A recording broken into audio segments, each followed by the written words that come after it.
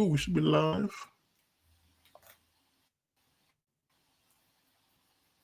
Cool. All right, we are live. Thank you, people that are following in that are already here. Mr. Williams, again, I greatly appreciate your support as always. Had the first comment. We were going live right as you sent that message. But I'm your host, Jonathan Goudeau, aka JG Smooth, joined by my co-host, former UCL All-MIAA back Daunte McGee. Daunte, do you still in disbelief about what we saw Saturday?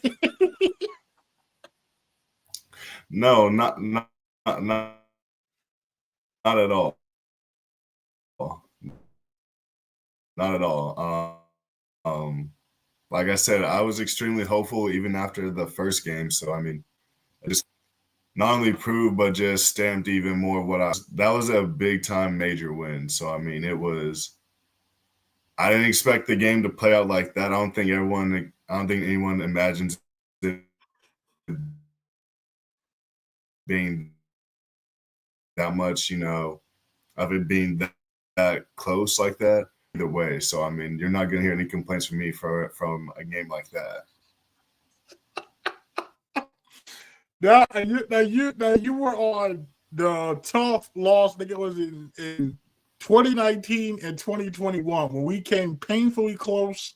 2021, I still feel like we were robbed on that bogus legal shift call on that punt, because I'm still convinced the way the offense was going, we were going to tie that football game. I'm still convinced no one can tell me otherwise.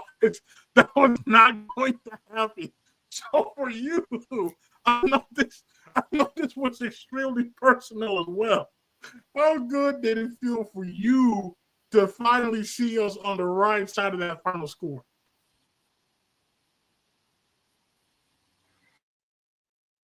I mean, you were sitting right next to me. I had no words. I went to the coach's box. I'm dapping them up and telling them congrats on, just the game being well called and everything. But I mean, it was big for me because just knowing that there were some guys that were older than me that I played with that wasn't able to beat Pitt, and then I wasn't the entire time I was there. So one of the guys I still talk to on the team is Dominic Dunn, because he was in my position group, and I told him, like, dude, like, that is the one team I need y'all to beat this year is Pitt, because it's been far too long.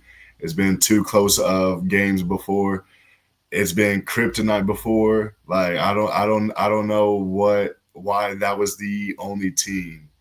And it didn't matter if we played the beginning, middle, end of the year. It was like that was the one team. It just seemed like they had our number for many years. But I mean, for them to finally get that and the way that they got it too, that's probably what I'm most, amazed at and really proud of is if it would have been a blowout, that's one thing. Like, some teams are just better than others, but it was like it was not an easy game. That was still a very good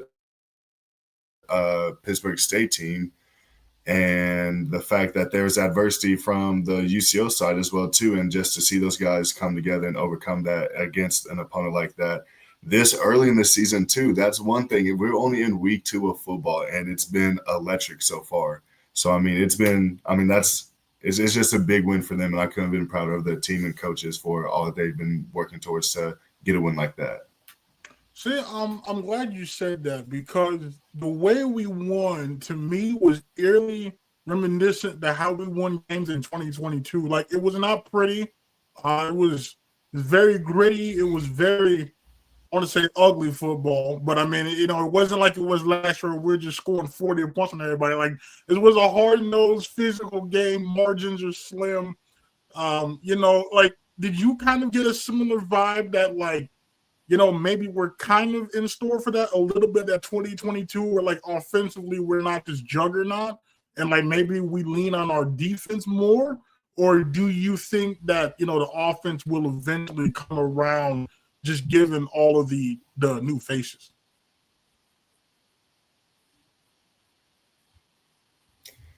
I think the offense will eventually come around solely because, I mean, you've seen last week, we were still able to rush the ball extremely well. And what do we are rushing the football? So there's already been pieces and groundwork being laid there. You have offensive linemen that have played a lot of snaps now. You have, I might just go on a limb and say probably in the entire D2. I feel like that's not a stretch to say when you have three backs that can get it done for you, like any down and in the passing game too, and passing pass protection as well too. So it's like there was already good key pieces there that shows that this offense can function at a high level. Is I knew like there was good things happening there anyways. It's just we just didn't really execute last week. And so you've seen a lot more execution this week and really relying on the run game. So, I mean, I think that this offense is going to put up more points than the 2021 team.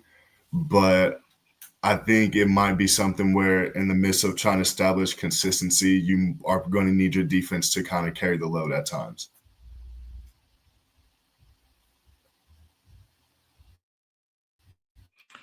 And to that point, I think the biggest thing for me defensively that I've seen the past first 2 weeks of the season. Did we lose Daunte? Oh, we might have lost Daunte. Well, we'll keep on going, and Daunte will probably join back here shortly. But Mr. Williams, I see your comment. Listen, I can't say I fault Division I rejects, okay? Because again, it had been 10 years since we beat Pitt State. I feel like they would have had history on their side, kind of picking them. I don't fault them. I appreciate the work that those guys do. And I always support them, but I just I don't fault Division rejects for their pick. Now, obviously, I'm glad they're wrong in this instance that we won the football game, but I don't fault them. Okay, so Daunte is back now. I wanted to ask now, because what jumped out to me the most about the defense the first 2 games of the season, to me, is the defensive line. Now it was good last year. But I feel like this group can be even better. Now, you went up against that 2022 group. That was an extremely good defensive line. Do you feel like this group is on par with that group, or do you think it could even surpass that group? That's a good question. I mean, the sky's the limit. I mean, they're playing a different type of defense, so it's gonna, get different types of results. But I think we've seen something with this defensive line. I felt like they was able to get constant pressure the entire game. Not making it just clear and easy for the quarterback to just have good open lanes, kind of get them out the pocket at times, getting them uncomfortable. So I feel as though with them having a 4-down front, and if they can continue to generate pressure like that, then I think that they be better than the 22 team solely because we were starting to get more into the 3-down front, and the types of guys we had were extremely athletic and fast twitch guys. I think they were probably better pass rushers working the edge when you have Rob Fuentes and you have Michael Slater. I mean, those are two guys to try to compare to really anyone. But I mean, I think that's probably been the shining bright spot for the team has been the defensive line, and then in my opinion probably the running back room. So I mean, as far as I would need to see more of what I seen Saturday before I hand it over to them. But I've seen a lot of good things from them so far, and it's not just coming from one guy. You see them sub in and out. I mean, you see them get pressure from each D end, the nose guards, D tackles, and even the times they went 3-down front, you've seen them not just completely get drawn off the ball. So it's like this defensive line, they're extremely good. And that's the biggest thing, not only this year, but I feel like some last year as well, was that I feel like from 2022 to now, but it's just a different level of depth that we have. I felt like 2022, we had line talent, but I feel like when we had to kind of rotate, or maybe we had an injury, there was kind of a drop. I feel like in a lot of positions. I feel like now, I mean, like you said, on the defensive front, I really can't tell when we have a second unit in there, because it's still the same pass rush. It's still the same great football. As a former player, I mean, what does it mean to have like that kind of depth behind you? Like, what does it do for you mentally? Maybe compared to, say, if there's not a lot of depth at a position, does it change how you approach the game? Maybe how you kind of pace yourself, or does it remain the same? For me, it did kind of change, and that was one thing I kind of started to embrace and kind of harp on with the tight end room after the 2019 season, because after that season, everyone had left already. And so for me, I kind of took more of the mindset of, it's one thing if I'm fine and I can go, but it's like I can't play every single snap of the game. And so one thing that I felt as though was like, as a tight end room, as a tight end group, we all need to be on par, so that way there's not a drop off, so that way people can stay fresh. Because if you're playing tired and just wear and tear of the game, that's how injuries and things happen. So I think similarly on the defensive line, I think playing with a 4 down front, one, you're just going to use more guys, but then two, I think a difference you're going to see is when you have the 4 down front, you get more one-on-ones versus the 3 down, you're going to get more double teams and things. So I think from a stats wise, the numbers they're gonna happen. I mean, it's just more so who's gonna get to the quarterback first, or who just beats their man and gets there faster. So I think it's one of the ultimate selfless things to be like, hey, I know I can rely on the whole room, and I don't have to be the one to take reps from someone who might be fresher, who can actually generate a pass rush and collapse the pocket and stop the run while I take, a couple breathers over here. And some people might think, they never want to come out the game, but it's like, you got to understand, it is a brutal, tough schedule in the MIAA. You can be an Ironman all you want to, but at the end of the day, it does come to a point where, are you hurting the team, or are you being selfish for trying to get your own stats up? And obviously, if you're able to be out there and produce, then be out there. But I think realistically, asking guys to play the entire game is just unrealistic. So it's like, it just gives you a new level of confidence, but also a sense of urgency, knowing that, hey, while I'm in, I need to make the most of these snaps, because I know someone who's coming behind me, they're liable to come in here and get a sack or a tackle for loss, or get a little 1 or 2 yard gain. It's competition at the end of the day, and if you can have, that's one of the cases of healthy competition, is knowing that, hey, I want my guys to get theirs, but while I'm in, I'm trying to get mine too, because I don't want them to just be the only ones having fun. Yeah, I mean, I think, yeah, I agree. And Mr. Williams makes a good point. Competition reach excellent. I know last year, Hunter and Zane were in a position battle. And I mean, I feel like your coach Swanson's kind of a hard decision to make. Do I start Zane Adams or Hunter Largen? Because they're both starting caliber players. But, they both, they both competed well. They finished within, like, I think, a tackle or two of each other last year. And they were a big part of our success. Now, you mentioned the grind of the MIAA. I say that, and I never experienced it physically on the field. Talk about how tough the MIAA is week in and week out to continue to play at a high level from game 1 to game 11.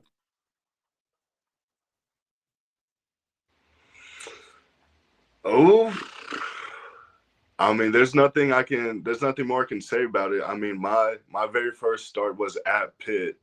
And when I tell you, like, I didn't know left from right, like, it was just a crazy atmosphere. But then literally the next week 2, we played Nebraska Kearney at home, and I actually got my ear ripped in the game. So it's like, as a young guy, those are my first 2 experiences into, the MIAA. And it's like, I mean, obviously it's football. As soon as you, after you get past week 1, everyone's playing, hurt. Everyone's got, bangs and bruises that they're dealing with. But the thing about it is that no one cares. And the guy that's lined up across from you, no matter what color jersey he's wearing or the helmet he's got on, is trying to win against you. And it's a week in and week out process. There's no off weeks. It's like, yes, you get a bye week, but it's like you have to turn it on every single week, because one, 2 losses in the conference can jeopardize you going to the playoffs or not. So it's like the competition extremely high, the intensity is high, the stress, the expectations at an all-time high because the teams that you're going against, there's not really cakewalks. Like the competition is extremely stiff and it's really close. And it's been that way for years and years. I mean, I can't tell you the last time one team won the conference back-to-back years. And then all the teams have shifted up and down in that mid to top tier. So it's like week in and week out, you're going against high caliber competition, and you just have to bring it week in and week out. Like there's no weeks off. It doesn't matter the front, the scheme, whatever. Every team that you're playing against has high caliber, talented guys that you're going against. Now, we have a bye this year. Now, I've been saying for years we kind of needed a bye in the conference. Now, I'm sure you're probably thinking, of course, you give us buys conveniently after I graduated. Like, how much of an advantage would a bye week have had for you? Had for you in your playing day, because H-back tight ends, a pretty physical position. So obviously you would have appreciated that week to kind of, regroup and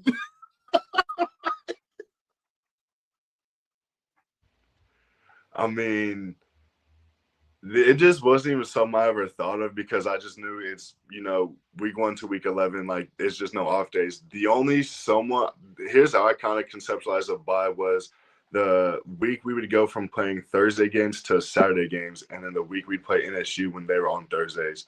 It's like you get a little bit of extra time to just, even though it's literally a day or two to yourself, it's like that meant the world because it's just being able to relax and kind of, regroup with the guys, actually be able to, have conversations other than just being so locked in day out. That's like, hey, we can actually enjoy our company and not necessarily having to worry about, being prepared for the game. And it's honestly, it's a relief, and it's a thing that can bring teams closer. So it's like, I mean, after a big win like that, I'm pretty sure the guys, they're trying to stay as locked in as they can, and it's kind of sucks that, your bye week is this early in the season. However, the approach still needs to be the same: is take this time to give your body a rest, but don't just completely, go off a cliff with things. It's like, yes, you still need to take care of your nutrition, your hydration. You need to take care of your sleep. Take this extra week to prepare. I mean, you guys know who's coming next. They have a game this week, but you don't. So it's like the film study still needs to be at an all-time high because you have the time that's available for you. So it's like, even though you do get the free time to rest certain things, that doesn't mean your attention to detail and the little things needs to fall off. It's like, no, you still need to stay engaged and locked in, but not from a physical sense, which is not as big of a stressor on your mind. So I think this is a thing for college football. I mean, it is tough, and I mean, injuries do start to rack up. So it's like, I mean, the fact that they're getting even just one, I'm pretty sure the guys are grateful for it. And it's like, I think it's something that they can use to for a positive and a benefit for them. Yeah, I mean the guys I talked to post game, Gabe, Rob, Jalen, they all kind of echoed kind of the same thing, which was like physically, we need to recover, but mentally we still got to stay engaged. We still got to continue to do the things. Because I'm not gonna lie to you, like I haven't seen us this banged up this early in the season, and I could just be wrong because I haven't been like in the locker room per se before, but I feel like to me this is the first time in a long time we've been banged up like this early. Like I can't think of after week 2 we have this many guys that either like just couldn't play like David Williams or like were limited like Jack Puckett was. When roughly 2 games in. But I think that's a testament to our depth, though, because I look at, right, because you got to look at somebody like Brady Waters, right? Like, David Williams is a very good football player. And Brady Waters came in that football game, and I thought did a hell of a job replacing the man. Who to you, or which players to you kind of stuck out to you the most when you were watching the game Saturday? Oh, honestly, it's too many to really count because I mean, I can just start at the top. I feel like Jalen Cottrell had a he responded very well to the game he had last week. I felt like the O line, given an injury to their starting quarterback, Jed, I felt like they handled pressure for the most part of the game fairly well. And obviously, you seen what we did in the run game. So, I mean, that's a big shout out to all the O line. And there's still some guys, subbing in and out. But I felt like as a unit, they played extremely well. I told you, I feel like the depth in the running back room, I feel like it's not a stretch to say this might be the best running back room in the country when you have 1 through 3 being able to, leave their imprint on the game how they did. I mean, I saw them like the blitz pickups that from the young guy, Dev Matthews. It's like, I'm telling you, I used to be in those running back rooms, so it's like I can't tell you how big of asset it is to have a running back that's not afraid to put his face up and actually goes and meets contact for pass protection. And I think that honestly helped the quarterback who stepped in. I felt like that helped him, not get flustered because he was fairly well protected. I think he got sacked one time, but it's like that's just offensively. Defensively, like I said, the whole entire D line providing constant pressure the entire time. And even though it may not have turned to sacks, it's like pressures and just getting that quarterback off cadence and have him just like potentially seeing ghosts. I'm not saying that, but just throwing off his timing and rhythm of not just being back to the sit comfortably. That helps out in the pass game. I've seen our linebackers just coming in and putting their face on people. Hank Puckett, I've seen that multiple times. I'm like, that's not Jack, that's Hank. Like, he was out there making plays too. And then obviously we had a very timely interception that honestly I thought was going to be a pick six, but hey, they just had some good pursuit angles, so I give them benefit on that. But I mean, that just goes to show it's like at any moment you don't know when is going to be the play to make and how game changing it is. So, and then flowing into special teams, I feel like our kickoff team and our punt team, the coverage guys, shout out to all of them because I think we had 2 tackles within the 10-yard line and 1 within the 15 on kickoff. I told you about the starting field position and how big of a key that is into the game. I felt like we punted the ball extremely well too. I mean, then we knocked in some field goals, even though we missed a couple last week. So that was a big response. And honestly, that ended up being the difference in the game was penalties, and it came down to a field goal. So it's like, I mean, honestly, just shout out to the whole team is what I'm saying because it took a total team effort to get that win. First, Mr. Williams, you're welcome. I mean, all credit goes to your grandson. I mean, the man had 10 tackles in the football game. I can't. I mean, he was laying the wood. Like that was about as good of a job I felt like you could ask somebody that probably didn't imagine getting as many snaps like a minute into the football game when David went down. So I think all credit goes to Braden, and I hope he can build off this. But for Daunte, and I tell because this win, it felt, I said earlier that, there's some similarities maybe from offensively and just how we play stylistically from what we've seen so far this year in 2022. Did this win to you seem similar? Man, lost Daunte again. He'll be back. He'll be back. But what I was going to ask Daunte is 2022, this is kind of how we won football games, right? It was very ugly, mid-20s scoring, mainly field position, mainly defense, and it got us to 6 wins. Now, we didn't have nowhere near the weapons that we have now. I kind of alluded to this. But I feel like offensively, until we come around, it might be a similar thing. And to Daunte's point, we're very fortunate. We have an experienced offensive line. We have a deep offensive line. We have a deep backfield. I mean, we've already seen 3 backs. We still haven't seen Emmanuel Crawford really, right? So I feel like deep down we're probably 4 deep there. And I think it's gonna be even bigger for us now that it looks like Clay will probably be our starter moving forward, for at least the foreseeable future due to the unfortunate injury of Jet, right? So I think you'll see a lot more games like this. I think especially until, in my opinion, until the pass game comes to a comparable level. I think that's my biggest concern, right? I think we kind of all saw that, and I hope that we also saw improvements in the pass game as well. And I think, I don't know, maybe we might have been around the same passing yards as we were against Permian Basin, but it looked a whole lot better to me. I felt like more guys were getting involved. I think it gave better looks to Schumann. He had more than double the catches he had against Permian Basin, right? We saw a better game out of Javon Thomas. We saw a better game out of Zayden Martinez, C.J. Williams. So I'm very positive that we're headed in the right direction there. Mr. Lewis, have I heard any detail on Jet? Yes, I believe it is a shoulder injury.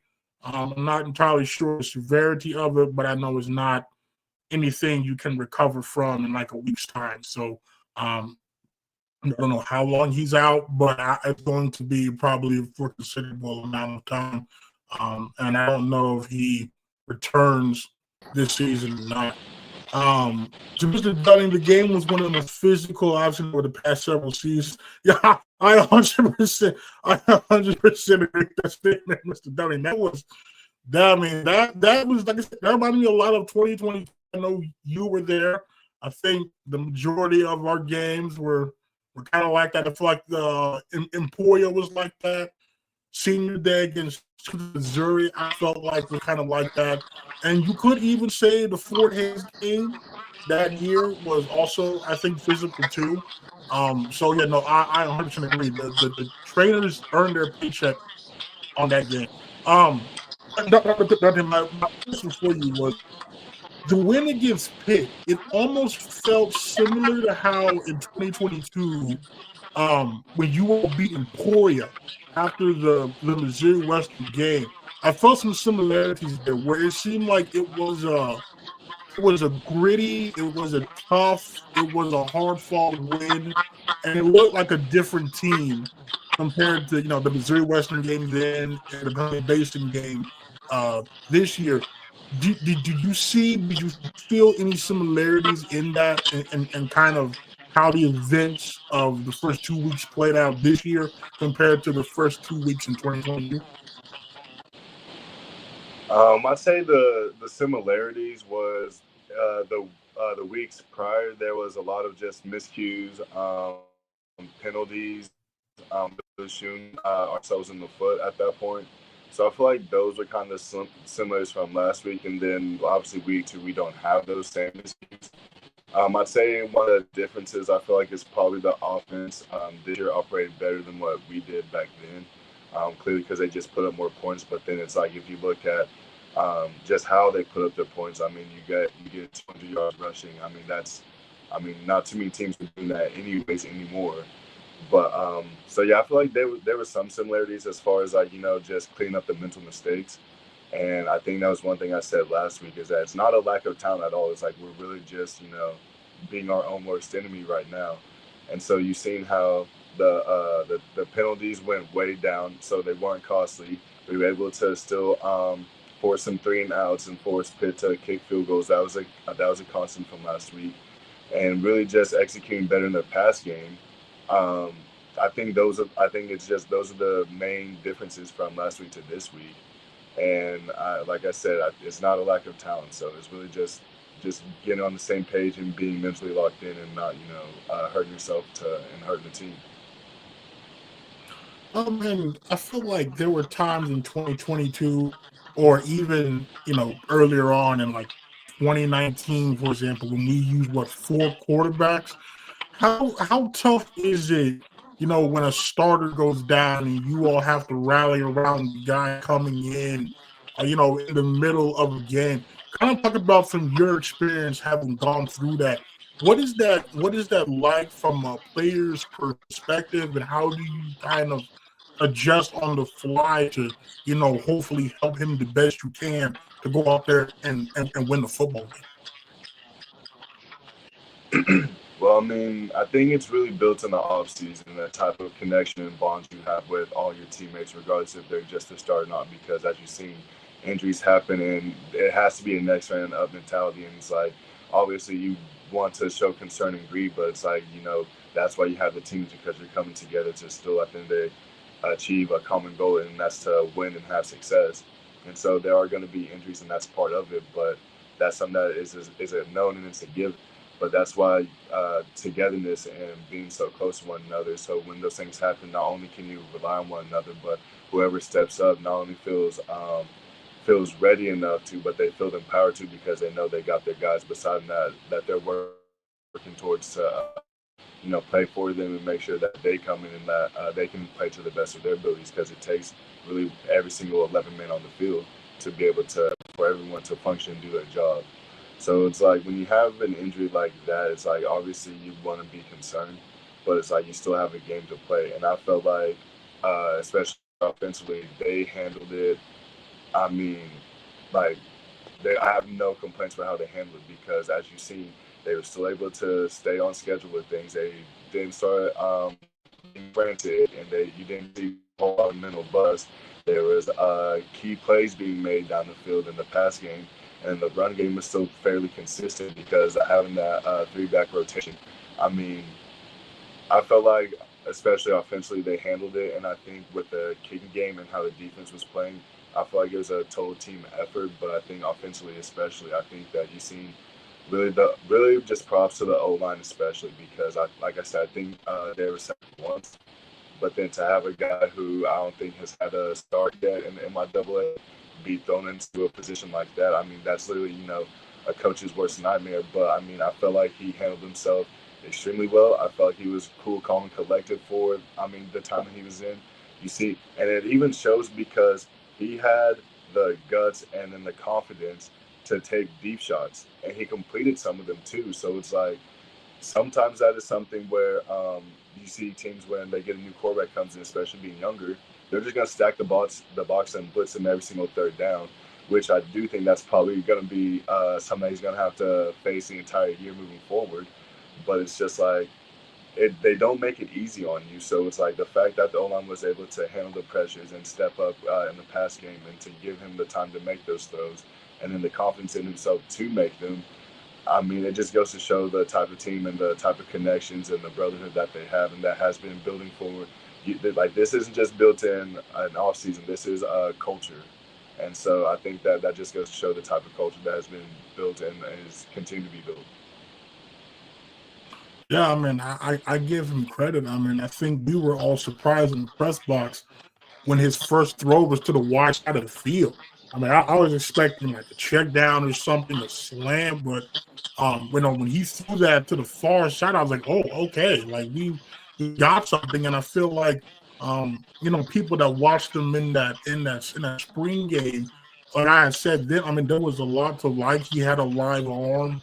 He offers some mobility there. He throws a good deep ball, but there was also, I think, a lot of concerns. There was, the forcing of passes, the slow progression, the slow reads, and so I just figured, based off that, maybe we bring in somebody else. So, when I saw they were going with him as number two, I thought, well, either there was no one on the market that they felt like was going to be better, or Clayton took massive strides. And Clayton took massive strides because now, as you mentioned in the open, your first game was against Pitt State. This man's first real collegiate action in a meaningful football game was against Pitt State. I mean, that's very tough. And so to do what he did, to come in the game with a 14-point lead and hold on to it and still lead some scoring drives, scoring that touchdown run of his own, convert some third downs for us, I think is very telling. Obviously now he has a bye week to kind of, have an additional week to prepare as a starter. What would you like to see from him, when we take the field against Washburn?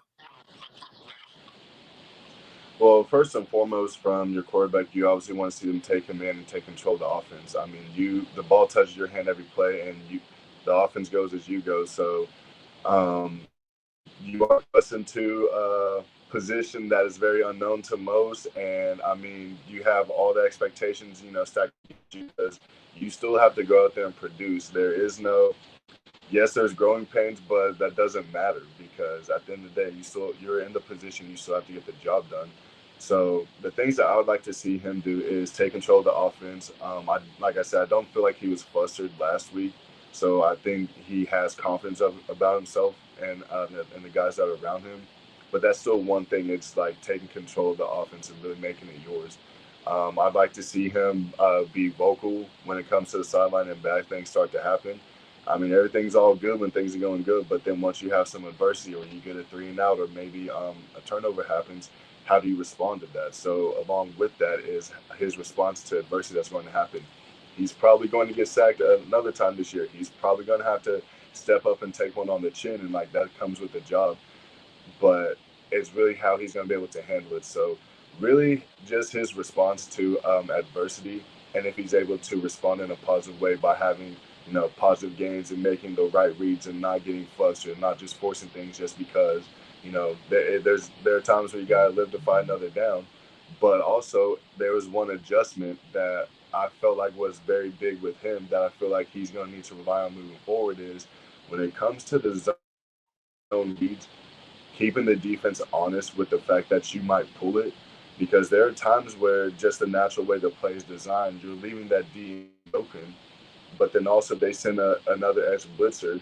Now you're looking at a situation where that quarterback just took 2 people out the run game and you're getting bodies on bodies. So I think that is one element that I think he might need to lean on is just keeping the defense honest.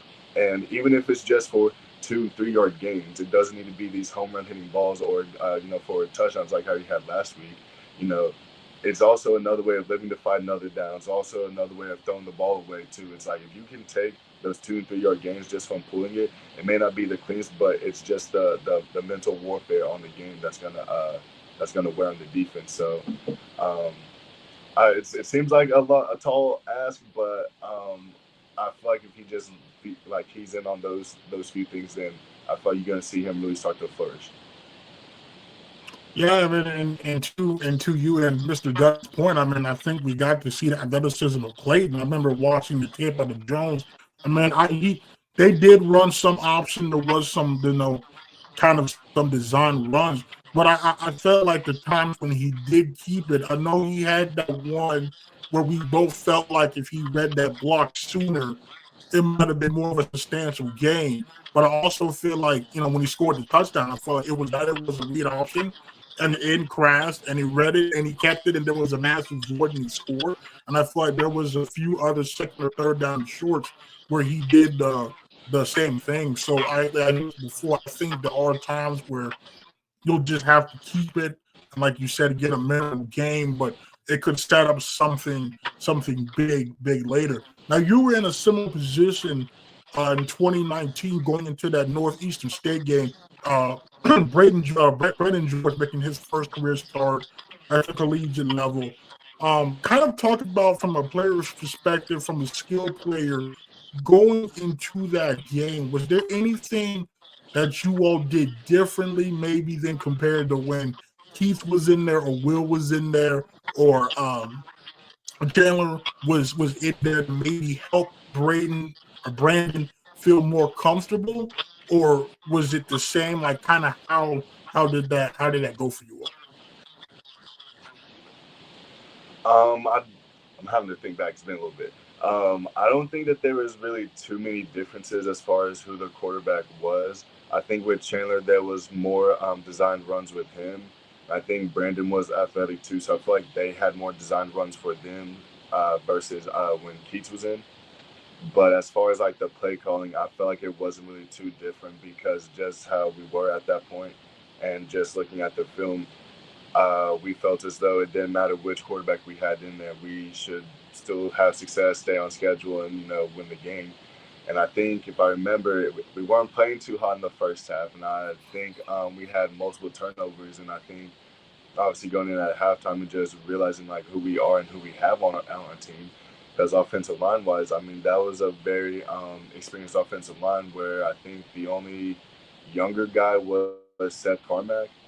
I think at that point. So it's like that offensive line was extremely too. So that probably gave probably eat some nerves for him on that start. But then also, I mean, I just hate to say is like if you beat a team 82-14, it's like, I mean, it's not really asking a whole lot or people to really play Superman football or anything like that. I mean, I think once we realize if we just take care of ourselves and handle the small things, clearly we're going to not only win the game, but win in a big way. But, I mean, that one was a little bit different because 82 points is the most I've ever scored, and I didn't get that close ever again. So it's like, I think that just kind of, the type of talent we had on that team who we were going against. But yes, I do think that when you do have different quarterbacks, you have your identity as a team. You obviously want to stick to it, and that comes to recruiting the types of players too. I'm not saying you have to recruit the exact same type cookie cut quarterback, but at the same time, you have your system, you have your philosophies, you know what you want to do as a team, and you want to cater it a little bit to your players, but you really want to stick to your bread and butter and who you are as a team. So I don't think that there's going to be too much change. I think that I don't think there's going to be too much change because I mean you've seen how he operated last week in those circumstances. So I think that they feel as though he can handle a whole lot at him. So I don't think it's really going to change too much. I think or what they have held up and gone. Yeah, now I want to provide some background for some of the viewers that might not have been there in 2019. So Northeastern State, not the Northeastern State that we saw last year that we'll probably see this year. That 2019 Northeastern State team, if you look at the numbers, probably one of the worst football teams I've ever seen, just from numbers wise. I think the last 3 games of the season they held like 79 to Northwest, 82 to us, 91 to Fort Hayes. Like as Daunte said, I remember, I think it might have been Lynn had told me, like at halftime, despite being up 42 to 14, that you all were chewed out. That's kind of the level of what NSU was at that point in time. I do know one of the turnovers, though. It's truly unfortunate. Our man, JB4, that was on the fourth, should have had a touchdown in that football game. I saw it. He was open in the end zone, and the ball was short. And I about cried in the press box. I was like, "Come on, we've got to get Johnny in the paint." Like, I was like, "This is it. This is it. He's wide open." It was a beautiful route, and the ball was short. I was like, "Why?" Johnny just gets wild every time he makes a catch. He finally can get in the end zone, and it doesn't happen. It doesn't. I felt so bad for Johnny. And I felt like that happened to him in 2022. Was it Kearney or somebody? It was like he had it, and then somebody just came in there and just destroyed the man. I was like, gosh, God for Johnny, man. I'm like, Yeah, he's like he's been done dirty multiple times, but funny thing is me and him share the same sentiment on that. We've both been done dirty multiple times on missed opportunities, but I remember that one specifically because I think we had a verts concept. I don't know if we had the switch on with that one or not, but basically if he throws it 2 seconds earlier, 3 seconds earlier, then I mean he's able to basically walk in, but then he threw. So then it was like really try to adjust and come back because it was just all off. But yes, we did get chewed out at halftime. Now that I'm remembering that, because again, it's one thing to be up, but it's like if you're not playing to your capabilities, and you're just underachieving. I think that was what was getting Bobek at that point. But yeah, he's definitely taking his fair share of shots. I'll say that as far as missed opportunities and then just actually the hits that he's taken. I think one point he did break his ribs and kept playing the whole season. It was something crazy. So I mean, he's one of the toughest guys I've played with, but I'll definitely tell him that how the missed opportunities and really putting your body on the line for the team, he took it to a different level. Yeah, no, yeah. I think for people that are new, maybe the way CJ Williams is kind of, willing to go across the middle, or you were here last year, Wade Madison will be willing to go across the middle and take the shot, right? That's kind of how JB was, except for JB wasn't those guys' size. So, and he probably couldn't absorb it as well as those guys did. But, we love JB, just jack of all trades. He was a quarterback, so he threw the ball sometimes. He blocked, he returned kicks, he caught passes. Just surprised he never punted the football. JB was like Andrew Carney. You just, you tell him, hey, we need you at center, and I'm sure he would have played center. So, I just, yeah, it's just those guys you just have to respect. I feel like every team needs those, and JB was that guy. I kind of look at this team. I see Andrew Carney's that guy. He came in as a quarterback and then moved to fullback, which tells you right there the mindset he had. Now he's playing some tight end. He was Wildcat quarterback for a few snaps. That's Johnny Maizana Ford right there. Good to see JB in the house. It's good.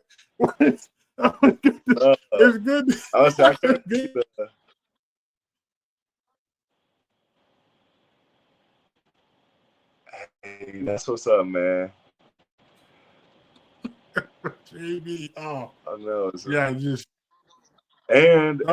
he used to hold kicks too. Like he was the holder for kicks. So he did. Telling you, man, JB did it all. He did it all. Man, literally did. It was fantastic. It really was fantastic. Oh, good for JB. I will say, if you were there last year, the perimeter blocking that you saw, you owe this man a great debt. Every time I would talk to Coach Curley, he pointed to Johnny as the gold standard blocking in that receiving core. So all those control runs we saw last year to the outside, the ones that will bounce to the outside, you can thank JB for that. So we all owe him a debt there, because it's just tragic. Back to this year's edition. What would you like to see from the team coming out of the bye? Like, what do you feel like maybe is the thing that they need to improve on the most to continue to have success?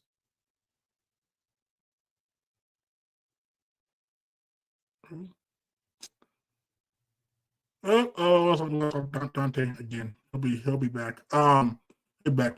But to answer my own question, that's my own question. The thing I want to see the most coming out of this bye week, number one is health. Right, like I would like us. Hopefully, Jack's back to close to 100%. Hopefully, David's back to close to 100%. Whoever else was banged up, we're in better shape physically there. I would also like us to see to continue to take strides in the pass game. I think we threw for 181 last week, which, again, I kind of give some grace because of the circumstances, right? I think I'd like to see a jump to at least 200. I feel like that's not asking a whole lot, just based, at least if we get a similar Washburn team than what Northwest got last week, because those numbers were very bad. If you listen to this week's episode on Spotify, I was shocked about how bad those numbers were. So, but obviously, it's there by the way. We can't take any game for granted. I think we learned that last year against Missouri Western and Northeastern State. And also to Mr. Williams' point too, yeah, we do have to reduce the penalties. We can't have procedural penalties. That is a problem for us, especially with the pass game the way it is now. We can't afford even a false start, get us 5 extra yards behind the chains. I feel like we have to stay in front of the chains, especially. And so I think ultimately that to me is the biggest thing, right? I think would be the penalties and the continued improvements in the pass game. I think what I want to see defensively better tackling. I felt like, we should have probably had I don't know, 7 or 8 sacks in 2 games by now. If we just had form tackling, that kind of was a problem for us there last week. I think if I check the numbers, we only had 1 sack. I feel like we could have had 3 or 4 sacks.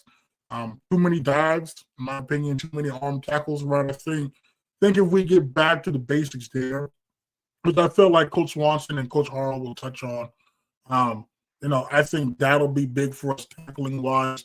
And I still think that there's some things we can do in coverage as well. I know, Daunte, now you pointed this out about how you kind of noticed some kind of weird things in coverage with some being in zone, some being in man. Um, do you have any thoughts on that? Is that kind of unique to you? Do you think that that might have caused some of the breakdowns that we did see there? Some of those big, plays, those games that Pitt State was able to get. What kind of your thoughts there on the secondary? I think it's really a combination of things. I think obviously Pitt, they make adjustments and they are watching film on our defense, so they obviously have plays drawn up to, take advantage of whatever our defense gives them. So I think that's one thing to add to there. When it comes to as far as coverage busts, you never truly know what it is because there are different coverages where on one end you're playing man, on the other end you're playing zone. So it's like you never really truly know. But I will say in the midst of all that, I felt like it wasn't like Pitt State was just taking the top off on us. I felt like they passed the ball fairly well, but I don't think they just threw for 400 yards on us. So I think even in the midst of that, I felt like our secondary still played really good. And then, like I said, when we got the turnover, that was at a very, very timely, point in the game. So that just, I feel like the secondary played pretty well as far as not just really getting beat deep and or just one person just getting completely exposed. I feel like the rotation that we had in there, they competed, they were physical, and I feel like they did a very good job. And I think one thing to add to it is that if you have a good defensive line, you don't need your corners and your safeties to be superheroes. Like they're able to play within their technique and not really needing to play outside themselves. So even like I say, in the midst of all of that, I feel like with the constant pressure of the defensive line, that helped in the pass game to where the quarterback just doesn't have time to just throw bombs over everyone like that. So, I feel like they played pretty well. Yeah, Pitt State completed 23 passes for only 234, had a long of 38. And you mentioned the seeing those earlier. I think there's a reason on that Antoine Gilbert pick. He had a man wide. Oh, we saw it too. He had a man open on that slant. Had he thrown the ball better, but he felt like the rush was going to get there because he threw that to me way too early. Well, not necessarily early, but he threw it behind him, and I felt like it might have been a little bit high. And to Antoine's credit, it fell right in his hands, but he still made the play right. I think the pass rush does help out there. I think the pass rush helps us, get those stops where we force those field goals, and that's something too. We forced Pitt State kicked. They kicked 2 field goals. You figure that's 14 points. That's a difference, between us losing this football game. I think the defensive line really did their job. I touched on offensively. Kind of one of my keys besides the continued improvement in the pass game was the penalty, because we did have procedural penalties that got us behind the chains. And I say it's imperative with the way the pass game is now and with Clayton in his first start that we have a clean operation there. From that standpoint, is that more of a mental thing than anything when it comes to those, or is that something that happens early in the season that you hope kind of goes away, each week? I'm gonna lean more on the side of it being mental, because you're the offense, you know the cadence, you know the snap count. Like, you know what's going on. It's different on the defense because, you know, you start getting antsy. You're really trying to load up to, you know, or you got a blitz coming, whatever. It's still no excuse. But when it comes to those, that is just really, you need to be extremely locked in.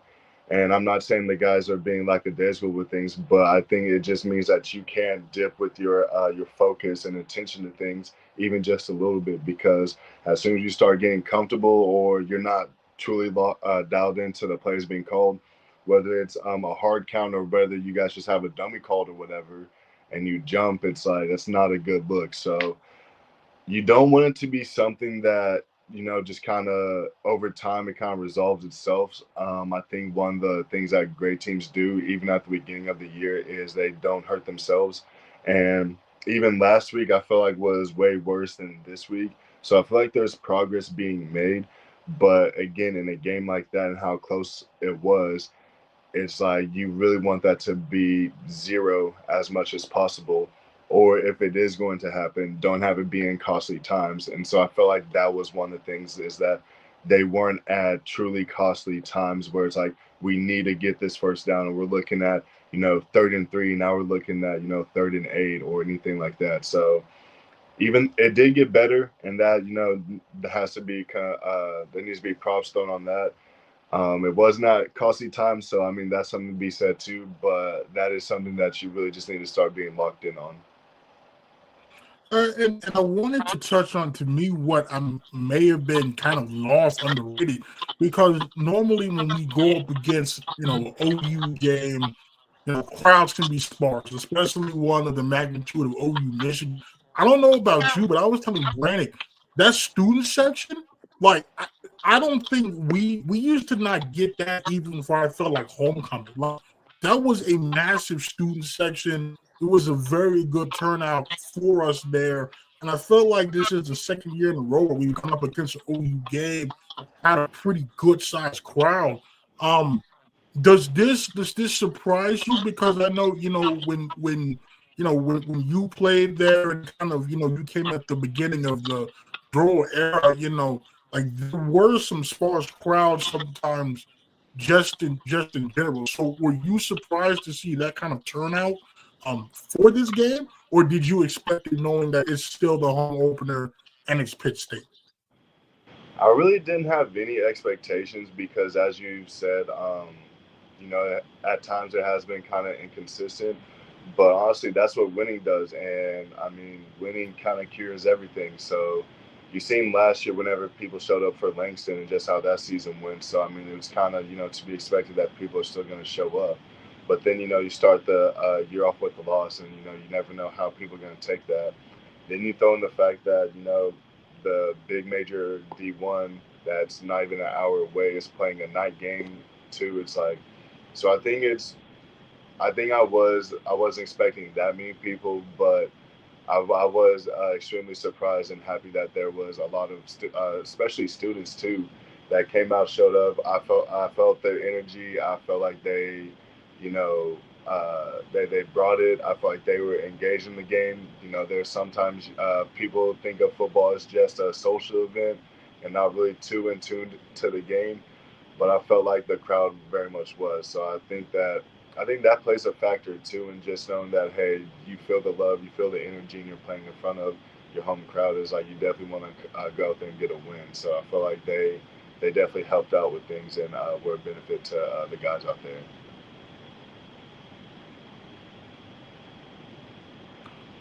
And now, as someone that was here before, um, you know, all the facility upgrades were in place. You know, you were here in the performance center, I believe, was like getting built, right? So to see where it is now, kind of just talk, you know, to those that might be watching or listening that are new, you know, and kind of only know this as a facility standard. Kind of touch on what it's been like for you to seeing the growth, not only in terms of, you know, the record wise, but in terms of just the overall vibe and level of the program itself. So when I first got there, the facilities weren't the best. Our equipment wasn't the best, and it definitely needed some revamping. luckily, because whenever I was getting recruited, that wasn't really a pitch that was told to me. So I literally just stumbled upon, getting the SPC and like kind of started getting newer things. But just to put in perspective, when I first got here, the equipment that they gave us was worse than what I just had in high school. The lockers that we had were equivalent to what we had in our JV and our freshman locker rooms in high school. We had guys doubling up in lockers. Um, there were some lockers that were rusted out. I mean, it was pretty bad when we first got here. But I think one of the things that you know brought the team together was because you didn't have the shiny new stuff. If people came there, they truly wanted to be there. And so then once we start getting the newer stuff, it's like, okay, now we're getting people here that, want to come here because they see what we have to offer. And you've been in the weight room. I don't know if you were in the old weight room, but the old weight room, you just walked in and you smelled just old sweat and despair. Like it was just ingrained into the walls and the floor there because of how old everything was. And then now you step into the new facility, the new locker room, and everything that they have now. It definitely comes with a new sense of pride and appreciation as far as, maybe some of these guys weren't there for the older stuff, but it's just that because you have nicer stuff, you need to maintain it and upkeep with it. But yeah, I think that definitely adds to and to building programs because I can't really think of any successful program where their locker room is 20 years overdue. I can't think of a football program where the turf has needed to be replaced for over 10 years. So along with having a successful program, that is one of the things is that needs to get updated and upgraded as you're trying to upgrade your team and overall culture is you have to like upkeep with the times on things. And so very grateful that I was able to spend the majority of my career with the new stuff. And big shout out to all the old heads and OGs that came before me that didn't get to reap those benefits because they, those are some good dudes and good ball players that, obviously we got to reap some of the benefit from their hard work. But yeah, the fact that they were able to make it 4 or 5 years in the dungeon and, the old weight room and having meeting rooms be on top of Hamilton Fieldhouse and just, it just being little classroom dividers, not actual rooms. I mean, shout out to those guys because they really went through the hard times with that stuff. Yeah, and the coach's office was in like a small corner office in Hamilton too. Like it's Underneath like the an stairs, equipment closet essentially. like it was underneath the stairs, and it's like it's literally you're like, okay, well, where are the coaches at? It's literally one like the head coach had his room, everyone else had to split the two rooms that were left, and it was just rough. And then it's like people don't know, but in between transitioning from the old weight room to the new one, it was the old textbook place next to textbook brokers. We actually had to move our racks into there and was working out and basically it was abandoned at that point, so an abandoned textbook store, and we were having to work out in there for a summer before we got to the new place. So it was like some of these people don't know the some of the rough hard times, but at the end of the day, it's like I'm just grateful that that's what they have now and that they're able to establish winning and successful culture with the newer stuff that they have. Yeah, I mean, people don't know where that waterfall is. Those used to be steps where we could come down on the field. I'm like, it is truly night and day. And like every time I see it, I just like, even though it's been a few years, it's still like I'm just in awe of it all because you just remember where we were not that long ago, and it's like from that standpoint is massive. From the uniforms, the standpoint is massive. I think we've kind of discussed this too. Like, felt like we were stuck in the mid-2000s uniform wise for quite some time. I mean, I think we can all agree to that. Like the only alternate that we have was those grays, but it still wasn't that great. Like I remember the days we were begging to get a white helmet. Like I never forget, was it 2021 when I saw a white helmet on display wearing the top Bobek, and I asked Brandon, I said, "Are you telling me there is a white helmet?" And he wouldn't confirm or deny it. But when you all ran out on that field against Missouri Western that year, and there was a white helmet, I about shed a tear. I mean, You don't even know. but again, it's like that's one of the differences is because like in high school I had two helmets, and then you come to college and we have the one. It's like I mean I'm not gonna complain about it, but I mean having the two helmets when we finally got that, I mean it was major. And then 22 when the logo was a little bit different, I liked that a little bit better too. Um, I mean it's and then people don't know this too, but the just the gear that we were getting was not the best. I'm not gonna speak too much on it, but even though we're D2, we were mainly getting champion hoodies and sweats. I'm not knocking the champion because this was the old champion that was warm and comfortable. Like that was a champion you could do whatever in, and we used to our winter conditioning like that was what we were wearing out there. So I mean, it just goes to show you that it's like the progress that has been made in the university into the athletics as a whole, but football specifically. I mean, you see the stuff that they have now. It's night and day from what was had just 5, 6, 7 years ago. So I mean, it's like I said, it's just night and day.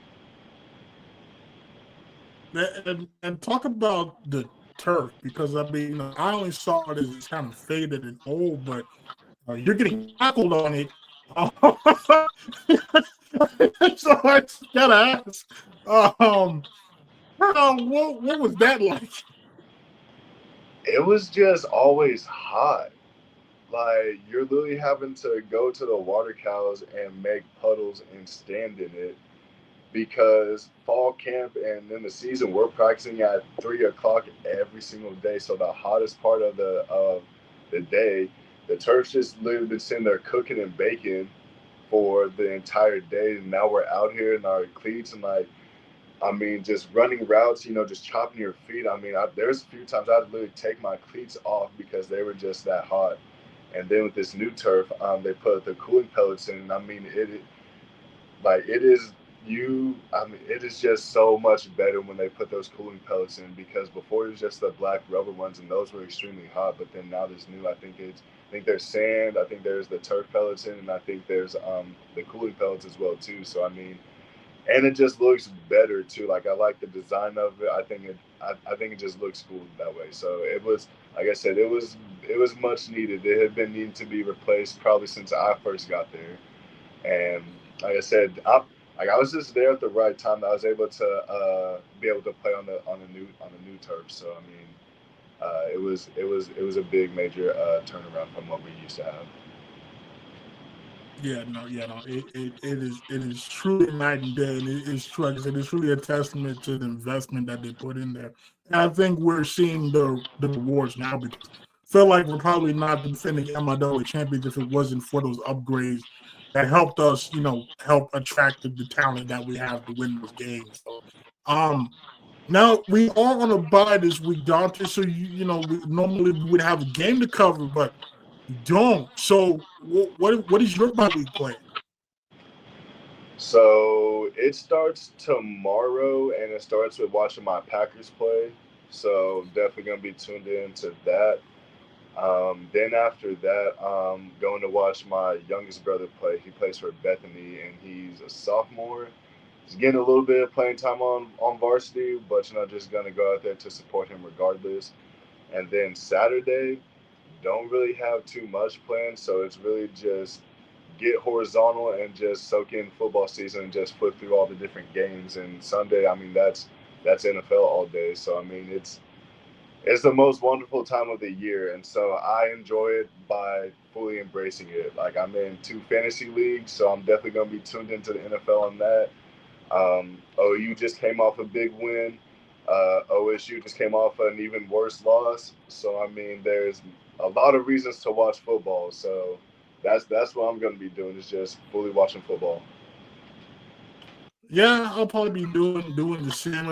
It'll feel weird. Like it's always weird watching football on a Saturday and then like I'm not covering it. Like it's very weird. Like that was the whole like COVID thing was really tough for me because it's like football on and I'm watching it, but at the same time it's like it's different. Like I don't know. Like I try to get invested, but I don't. It's weird. I guess like when you watch it from a perspective of covering it to kind of just watching it casually, I feel myself like won't being able to do that. But like I said, I'm gonna still watch games. I know OSU's on a bye. To Marshall's point, at least they won't lose this weekend. Uh, good thing. The good thing is they have a bye at the right time. I feel like after you have a game like that, you kind of need a week to regroup, and they play Friday with next Friday, so we should be able to watch TD. Hopefully, Oscar can play in the game. He's yet to make his OSU debut. Will they beat Tulsa? I don't know. Just gonna be honest. I don't really know. But which also reminds me now. I know some might not know Oscar Hammond, very good tight end, was Dante's pupil once upon a time. He left after 2023, went to North Texas, is now at OSU. Now he now correct me if I'm wrong with this statement. He asked you which press box were you in?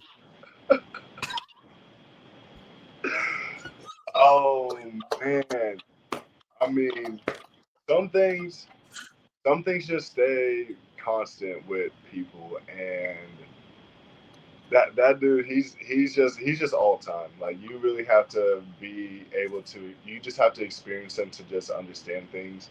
I will give him some credit. He was asking on the phone, second level, third level, kind of trying to figure out which window, but at the same time, he wasn't very clear with the question that he had. So it's like when you say which press box, big dog, I know you're D1 now and you'll have like, the whole thing goes around, but it's like, don't forget your roots. We still just have one press box, man.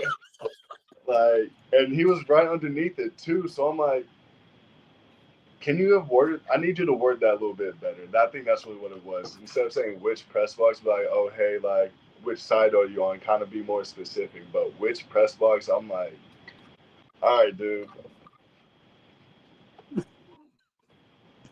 Yeah, I mean, I asked him that. I was like, Oscar, now you feel in 2 years now. I know you remember we only have one press box, and he kind of tried to clean it up by saying he was trying to mean like which floor are you on? But I'm like, Oscar, it's still the same press box though. There's only one press box. There's one, man.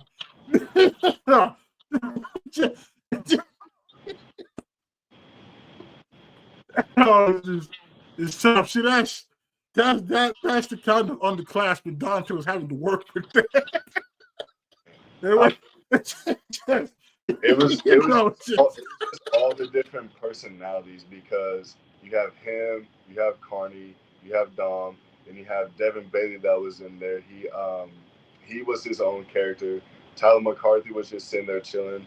Then you have Badger, which he kind of started to find his voice, you could say, as the year went on, and he kind of tried to. It was just always this like they're kind of trying to buck up to me because I'm the old guy. And I'm like, I'm not even entertaining y'all. But no, that entire room, and then you have Coach Donald, who's the coach over the group. I mean, it was all time highs, but it was just all the characters that were in there. Like no two people were the same, even though Carney and Oscar were literally from the same city. It's like no two people were the exact same, and I mean, it used to be some funny times in there. I'm not gonna lie. That's great. That's great. Now, I know you mentioned watching your Packers tomorrow. Now, both our teams won on Sunday. I was surprised my Steelers won. I'm not going to lie to you. Aaron Rodgers looked good.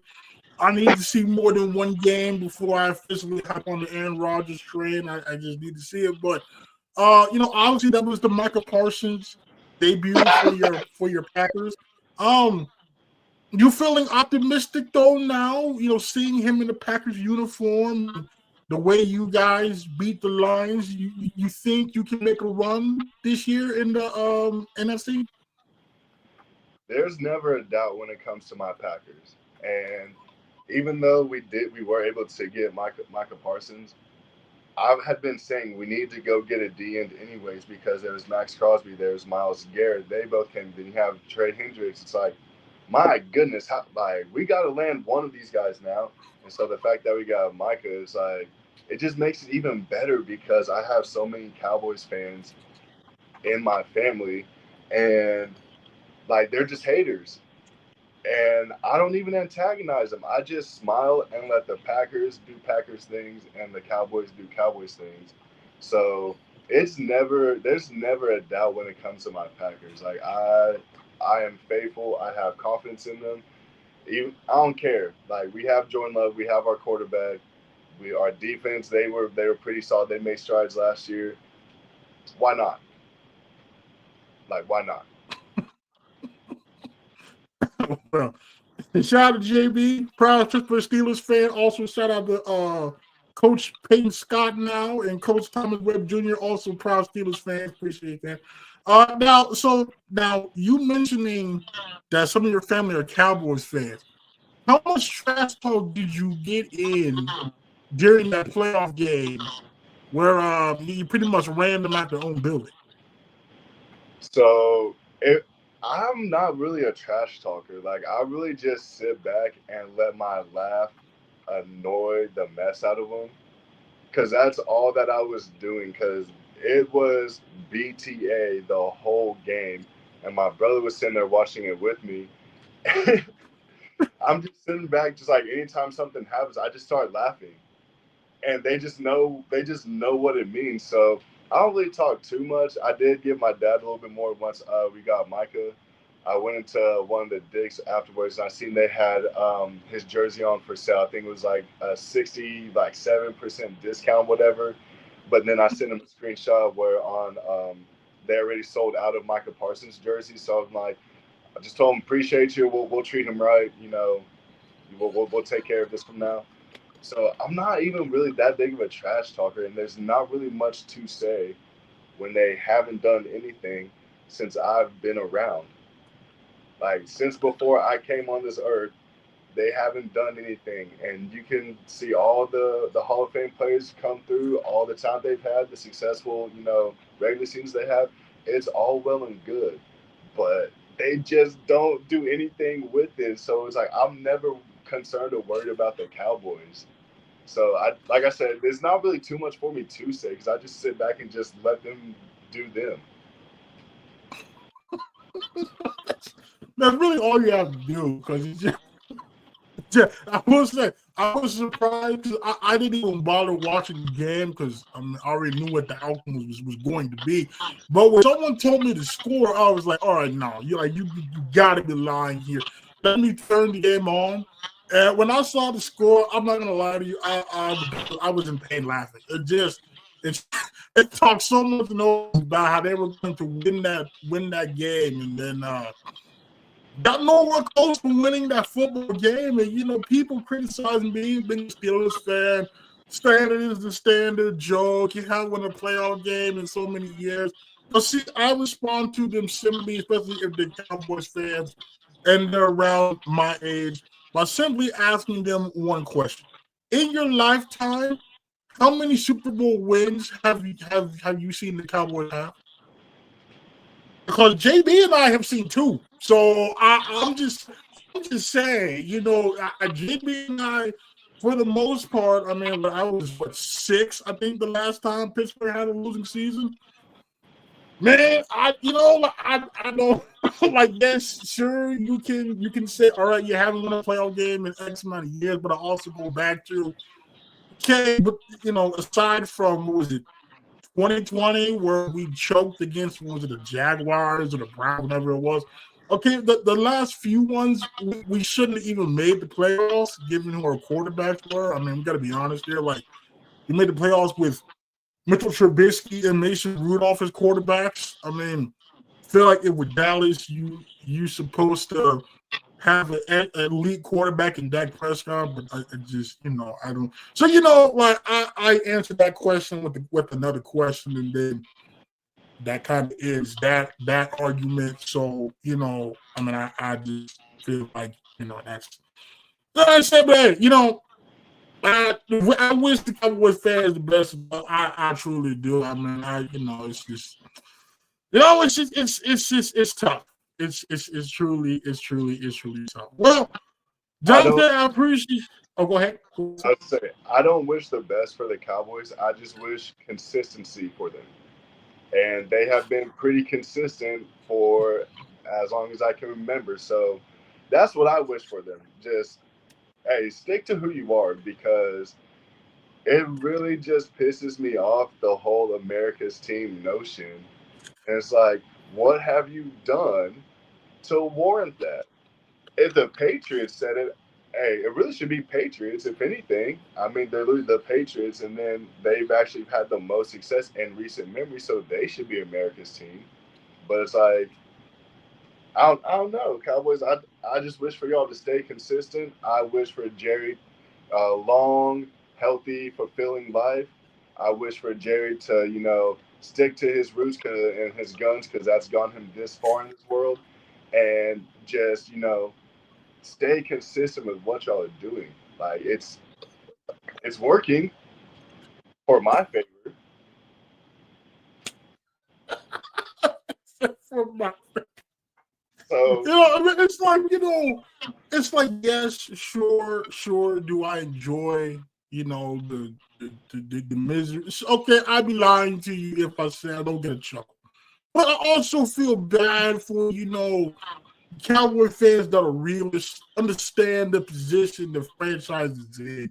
That I kind of feel bad for because I respect them on one hand for not jumping ship, going to whoever the hottest team is, right? Like I'm a Brooklyn Nets fan. I remember when we got Kyrie and KD, and now everybody was all of a sudden a Brooklyn Nets fan. I was like, if you don't get off the bandwagon, like where were you when we were starting Randy Foy and Anthony Bennett? Exactly. You were laughing your behind off. Okay. So I respect the Cowboys fans that have stayed the course and that just understand the position where they are. I would like for them to at least see one season. Maybe they make the playoffs. They actually beat, a non-45-year-old quarterback in the first round, right? Have some kind of success. I just give them that one season, But I would be lying to you if I said I don't get a chuckle out, out of the. nah, We only laugh. So. they do it to themselves. I don't know what team who has so little success have the highest expectations out of anyone I've ever seen. And then will not only lie to us, they will lie to themselves and say that they have confidence in that team, knowing good and well, it's consistency. I don't even have to predict it. They lost to the second youngest team ever to make the playoffs. Like, I'm telling you, they do it to themselves. I'm not saying don't be a diehard. It's like, be a diehard. I feel you. But being realistic about it, you never saw the Browns talking about, oh, this is our year. New quarterback, new year. Like, no, the Browns never did it. Like, your Nets. I hate to say it, but it's like, you've never heard the Nets be like, this is our year. Nope. So it's like, nope. If they were just more humble and honest about their team and where they're going, I wouldn't have nothing to say to the Cowboys. except for one thing. I can't stand when they wear their white and that silver whatever because it doesn't match their blue. That'd be the only negative thing I say about them. But they do it to themselves year in and year out, and they just waste Hall of Fame and Pro Bowlers after Pro Bowlers after Hall of Famers by not doing anything. I mean, but see, here's the thing, though. Those guys re-sign on their own accord, so I really don't feel bad for them. I mean, they had opportunities to go elsewhere. They chose to sign, so clearly they're fine with, the mediocrity. I mean, I get it. You got to maximize your financial value. I truly get that, and right. The logic is, let me get my money now, and then maybe I go for a contender like DeMarcus Ware and get my championship and right off into the sunset. I feel like that's probably the goal. But to your point about my Nets, yeah, I mean, even when we got KD and Kyrie, I was like, listen, this is very good, and we control the Knicks fans, which was fantastic. But did I think we were going to actually win? No. I was like, well, we can probably get maybe we can make it to the conference finals if we get lucky enough. And to be fair, I mean, if KD's foot wasn't on the line, that probably happens. Or if, we actually had Kyrie or James Harden had more than one leg, or we had a bench or a coach or Joe Harris. Okay, but regardless, right, like that was a possibility. So, when it came to its end, was I disappointed? I feel like, well, naturally, you wanted more than like one playoff series win. But was I surprised? No, that's just how the Nets are when it comes to super teams. So, and here we are now. Like, we tried to tank for Cooper Flag, and it ended up with, I don't know who we got. Like we couldn't even get Fears. I was hoping we would get Fears, but all right, here we feel like Cam Thomas and Fears probably couldn't stop us so defensively, but we can shoot the lights out. And New Orleans said, no. And so we ended up with some like point guard from BYU and made like 5 first-round picks. I don't know. I have faith in Sean Marks. Okay, he did bring us back from the brink of extinction to signing KD in like 3 years' time. I'll trust the man. It is what it is. I'm not jumping ship. It's a painful existence. I will 100% admit that.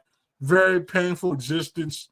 We take more victories. Like we were up in the third quarter against the Thunder. Hey, you know what? That's a win. At least we were in the basketball game. But that's kind of how it is being a Nets fan. Why don't you support the Thunder? No. Like, I do, but the Nets are my team. Like, the Nets have been my team since the moment Joe Johnson was traded from the Hawks there. And then when Joe Johnson left, I realized that the Nets as a whole had grew on me. So I was like, well, at this point, I'm invested. I'm going to just stay the course. And, it's been some dark times. We had, 41 wins combined in 2 years. No, we had to watch Boston use our picks to draft Jaylen Brown and Jason Tatum. It's some tough. You're trying to get, hyped up before Isaiah Whitehead, like a late second-round pick. Like, all right, this is it. This is the future, you kind of cry in tears when we trade Brooke Lopez to the Lakers for D'Angelo Russell, and you're like, well, see, now this is the only player that I always say, well, who's on the Nets? I can say Brooke Lopez. Not anymore. It was some dark times. So whenever we did make the playoffs that 1 year, which I did call, I was interning at OKC CBS Sports Radio, and I said, you know what? The Nets in healthy will make the playoffs. And I was laughed out of that studio. But you know what? Once they made it, I got a text, and they were like, you know what?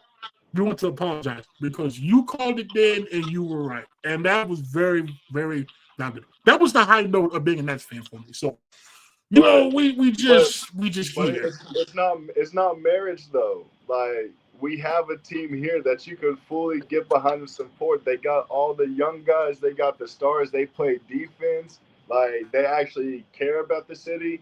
Like, you are not bound to the Nets. If you said Lakers or Celtics, okay, I got you. Like, they got history, okay? If for some reason it was like, I don't know, Phoenix because you like Charles Barkley, I can maybe understand that. Brooklyn, they were better Joe when they Johnson. Listen, Joe Johnson is my favorite basketball player of all time. It is a controversial take. I feel like he's one of the most underrated ISO bucket getters, clutch players in league. It felt like if you check the numbers, he's kind of up there. Right? So I was always, What about the Hawks then? Oh, right. So I was a Hawks fan when he was there. And then when he got traded to the Nets, I became a Nets fan. But then I realized once he had got bought out that I still like the Nets. So at that point, I was like, well, okay, if I like the Nets, I've been a Nets fan for I forgot how long the man was there. So I'll just stay. I mean, you know, like they had a very simple color scheme. I could wear the hat with anything, really. You know, I could wear a jersey with any kind of bottom. So it worked itself out. Like I could see them live once a year if I so choose, and tickets would be dirt cheap because they were sorry. So yeah, listen, I didn't necessarily have any like other qualms. I mean, I still was a Thunder fan, so it wasn't like, you know, I never saw quality basketball. But I mean, you know, I'd be lying to you if I said when I was still, you know, working for the Thunder and I got to work the game. Was it 2021? I think that 2021, 2022 season when there was no fans. And the Nets, and I worked the Nets home game. I'd be lying to you if I said I did not sneak a peek in the curtain for that starting lineup. And I feel like a single tear might have shed of just like seeing that in person, seeing it was Kyrie, Harden, and KD.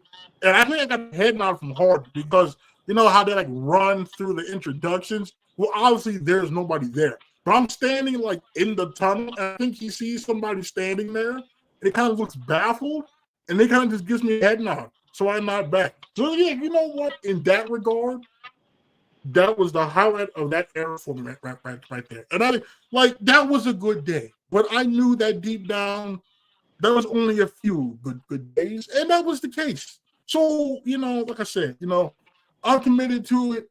If the day ever comes where by some miracle they actually win a championship, I mean, it'd be fantastic. Now, you know, would I be bawling my eyes out? Probably not at this point. Like, I wouldn't say I'm a diehard at this point. But, like, if you ask me who my favorite NBA team is, I'm going to say the Brooklyn Nets.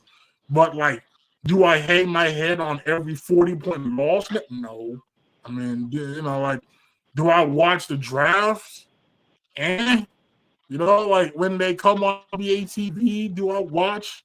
I might turn back and forth. I'm not gonna watch a whole game. You know what I mean? So like, you know, I don't know. You kind of get used to it, right? It's, you know, all I want, beat the Knicks every year, and maybe get a win against Boston every now and then, and we call it good. Maybe, you know, maybe we can try to eke into a play-in spot and make some noise there. But you know, I don't have high hopes for the Brooklyn Nets because it's the Brooklyn Nets, so.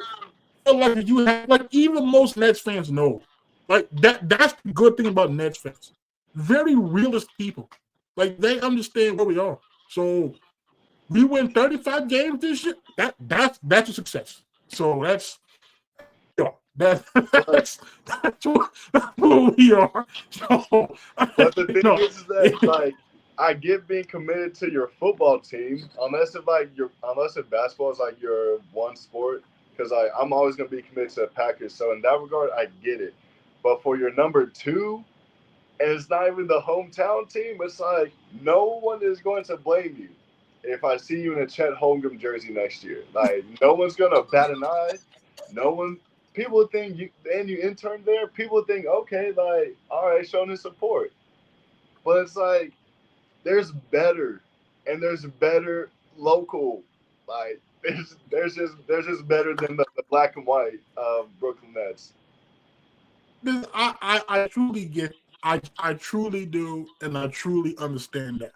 And I have diversified the jersey collection some.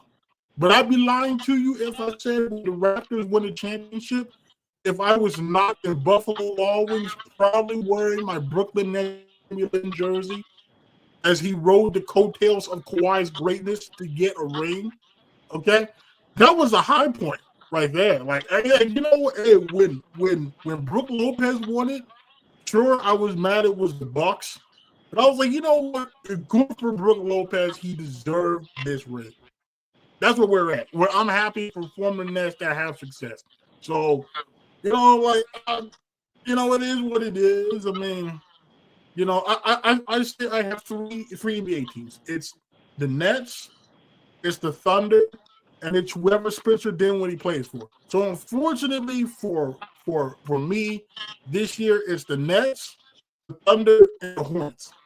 So I really only have the Thunder to hopefully get some wins because other two is not going to win anything. So it's, you know, it's going to be a painful season. But that's what we are. Hey, like I said, I wish the best for you with your Steelers. Because Hey. That's rough. Isn't the standard is the standard. Well, well, Daunte said, I appreciate you hopping on for this. I appreciate everybody that came out for this. The video should be up, I think, shortly after we end the live here in a few minutes. But I appreciate everybody that came out. Like I said, Daunte and I, we kind of planned this by ear, whether or not to go live or pre-record. But honestly, when you beat Pitt State for the first time in 10 years, you go live. So I don't think there probably won't be one next week. I will have a podcast episode up just previewing Washburn and going over the conference scores. So there's something in that regard. But since there's no game, I don't know if we do come on next week. Maybe we decide to. We're not entirely sure yet. But again, you can look forward to that Sunday before noon. I can record that Saturday. So be on the lookout for that. I appreciate all the support over the past week. It has been insane over there on Twitter/X. It's been very good over here on the channel. Like I always say, if you ever see me before, after, during the game, please feel free to talk to me. I always appreciate meeting you all. And so for former UCO All-MIAA H-back Daunte McGee, I'm Jonathan Goudeau, a.k.a. JG Smooth. We'll talk to you all later. Yeah.